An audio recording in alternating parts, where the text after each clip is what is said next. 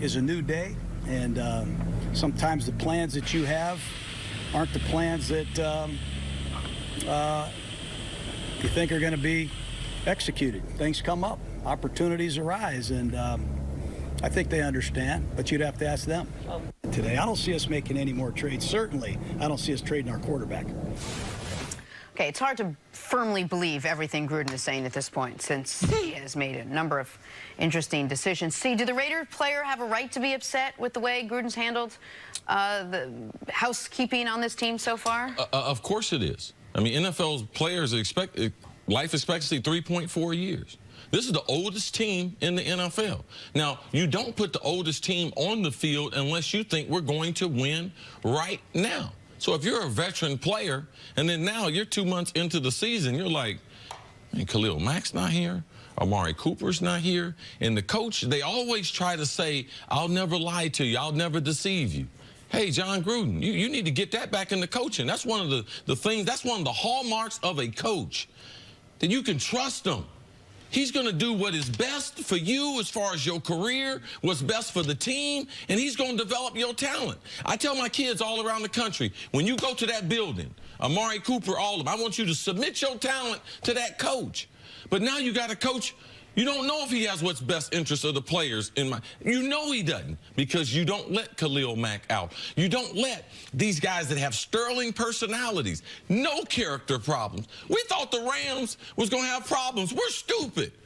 Listen, we need as many dysfunctional guys as possible to put a football team, let alone guys who have stellar character. Khalil Mack, what about him? He's a great player. He's a great person on and off the field. Oh, okay, Amari Cooper, he's a great person. Hadn't lived up to his potential, but did make 2 of 4 Pro Bowls since he's been in the league. So, man, being truthful with people, being authentic with people, that's one of going to be Jon Gruden's problem. I didn't want to say anything, but I know guys that played for Gruden, and that was one of the problems when he last played. Now, when you're on TV, you can't see authenticity. People can lie to you, and it's a lot of people on TV doing it. I watch games with Nick. Nick, look at me. I say, he's lying. He just made that up. And being a football coach is totally different, Greg. Greg, you call games, you know it. What he's doing in the interaction and the trust with human beings, that part right now, Jon Gruden has failed at. That's 100%. You just preach. That is it. There is no trust in that locker room when it comes to Jon Gruden and those players. We can't trust you. I don't trust anything that comes out of your mouth right now. Because when he traded Khalil Mack, do we all remember what he said? Mm-hmm. Oh, he didn't want to be here. Obviously, he didn't want to be here. What? What? Since when does a player hold out, not really want to be? No, they just want to get paid. They just want to get their value, what they feel like their worth is. The same with him as a head coach. So when I look at this situation, you're the oldest team in the NFL. Right. You're trading away not just young players, but cornerstones of your team. Right. Like, what are you doing? So, and then he says, I don't see us trading any more players. I definitely don't see us trading our quarterback. I don't even believe that. Well, there are players in that locker room that have said and didn't want to be on record, hey, we thought some of us were going to be traded next year. Now we think, hey, we could be traded next week. Well, you just have no idea at this point. Listen, he clearly misled. I'm going to give you some names. Jordy Nelson, Jared Cook, Frosty Rucker, Reggie Nelson, Leon Hall, Dominique Rodgers-Cromartie. These are all veterans that had options that signed with the Raiders this offseason. They didn't sign up to be in no damn rebuild like this. No. They bought into the hype that here's one weird thing when this show talks about Gruden and the Raiders. It might color your perspective and the audience's perspective of what the general opinion of this team was going to be this year. Because I was down on Derek Carr, C was down on Gruden to a degree, so we had tempered expectations. But when he got hired, what did Vegas say their win total would be? What did the public say they could do in the AFC West? What did my friends in Kansas City do? Call me saying, oh, man, the Raiders going to be good again. Another team. Like, it was beyond the pale as far as expectations for this team to be the worst team in football this year. Nobody had that on the board. Even this show that was skeptical of him. And so to have totally ripped it down to the studs this quickly, when that could not have been what you were selling, those veteran names I just told you, it also leads me to believe Gruden didn't even expect to do this.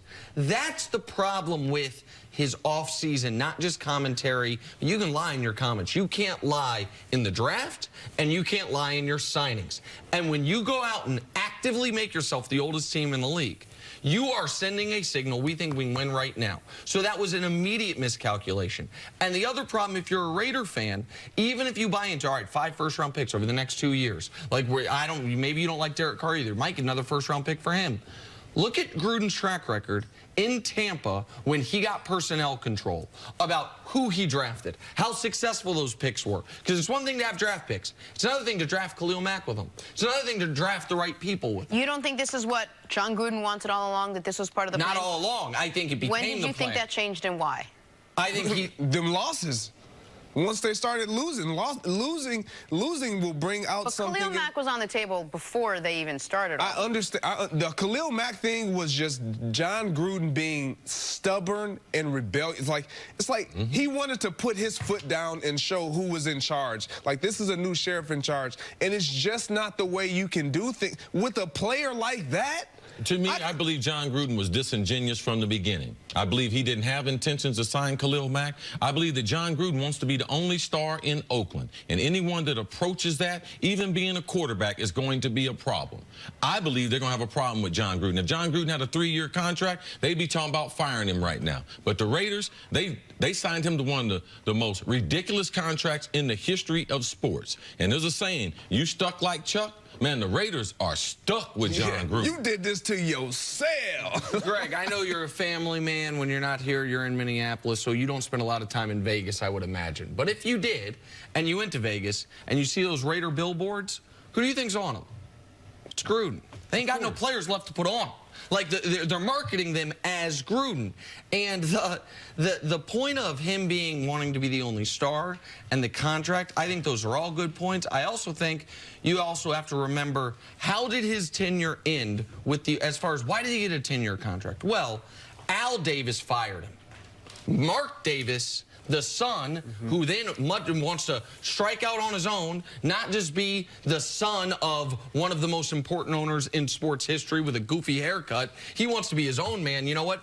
I'm going to sign this guy that my dad fired to a record-breaking contract and bring us back to the glory that he couldn't under my dad. Got us close, but couldn't. And now when you empower a guy like that, who I think has the ego that not only being a think about the ego trip of being a star head football coach. Every year, people are like, oh, could we get Gruden? Could we get Gruden? And the ego nurturing that being on TV gives you. All those things come together, and then you get empowered with the best coaching contract in football history. You might think you can do just about anything. But they're the worst team in football. Which is impossible, but it's true. Thanks for hanging out with us today, Greg. Much appreciated. Got to take a break. Coming up, why are all eyes on Kyrie Irving? Next on First Things First. Greg, I've been knowing you a long time. If you allow